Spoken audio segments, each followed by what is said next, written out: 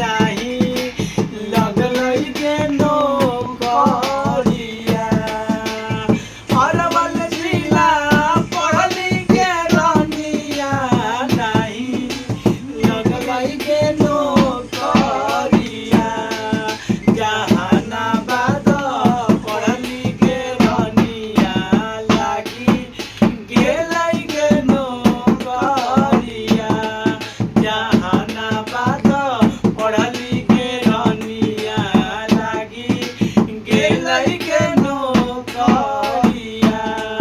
नौकरिया जे लगलै गे रनिया ड्यूटी मिललै राजा